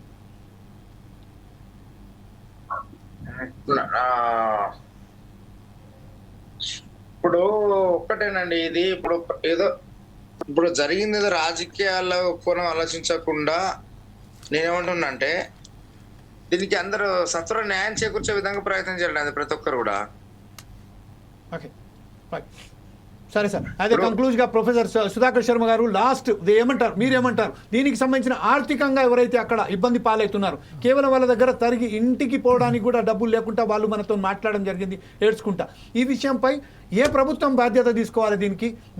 మీ ఫస్ట్ ఆఫ్ ఆల్ ఆ ప్రాజెక్టు పూర్తయ్యే అవకాశాలు ఎంతవరకు ఉన్నాయి? దీని మీద కంక్లూడ్గా మీ వర్షన్ ఏంటి చెప్పండి సార్ ప్లీజ్.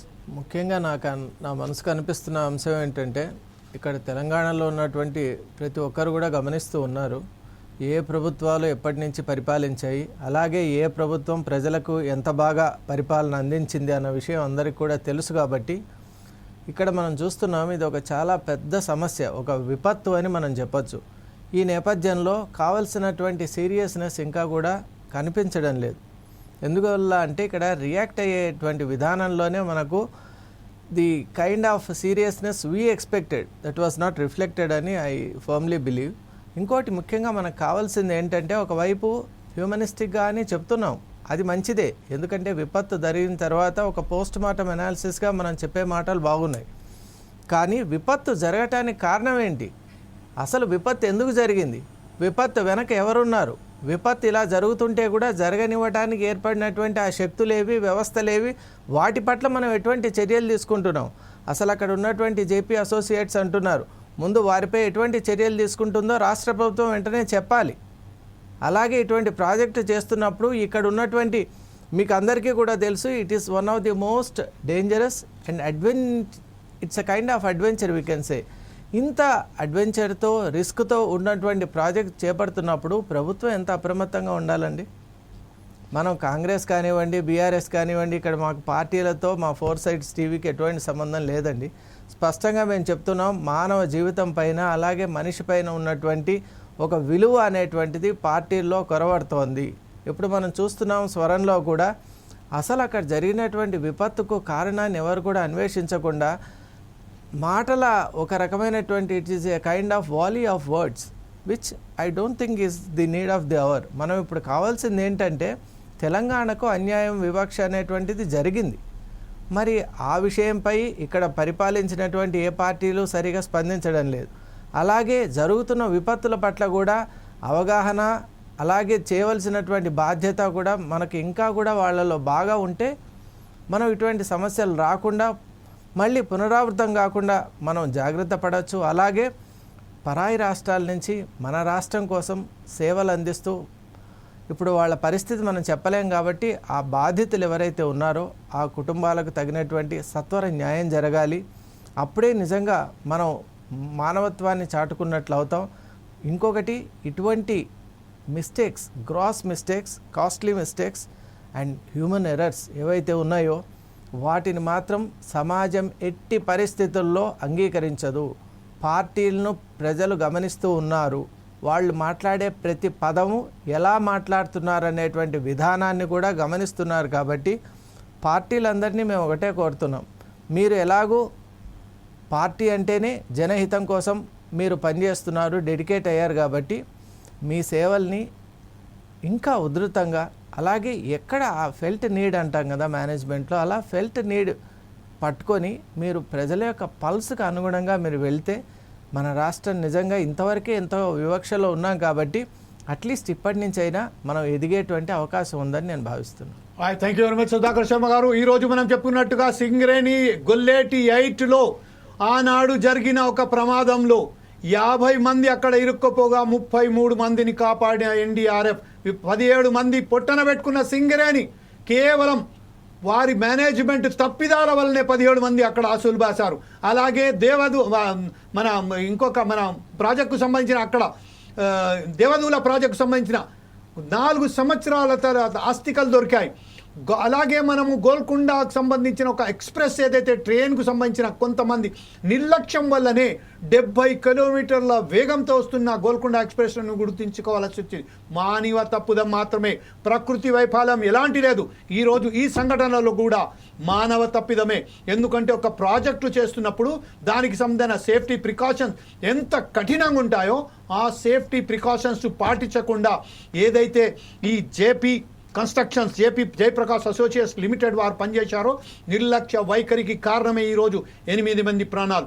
ఇలాంటి మరొకసారి కొనసాగించకుండా చాలా ఒక బ్రహ్మాండమైన ఒక ప్రాజెక్టును మనకు అందించాలని ఒక ఎక్కడ కూడా అంటే ఒక హ్యూమన్ లైఫ్ను థ్రెట్ కాకుండా సజావుగా సాగాలని కోరుతూ ఈరోజు కార్యక్రమంలో పాల్గొన్నందుకు పావని గౌడ్ గారికి, బంటు రమేష్ గారికి, వినోద్ కుమార్కి, అలాగే ఒక వ్యక్తి ఎవరైతే తన ఉద్యోగాన్ని కూడా త్యాగం చేసినట్టుగా అంత ఆ లెవెల్లో వచ్చేసి మనతో మాట్లాడినందుకు ఆయనకు ప్రత్యేక ధన్యవాదాలు చెప్తూ సుధాకర్ శర్మ గారికి, మన సుధాకర్ గారికి అందరికీ ధన్యవాదాలు చెప్తూ రేపు మరొకసారి కలుద్దాం. అప్పటిదాకా చూస్తూనే ఉండండి ఫోర్ సైడ్స్ టీవీ.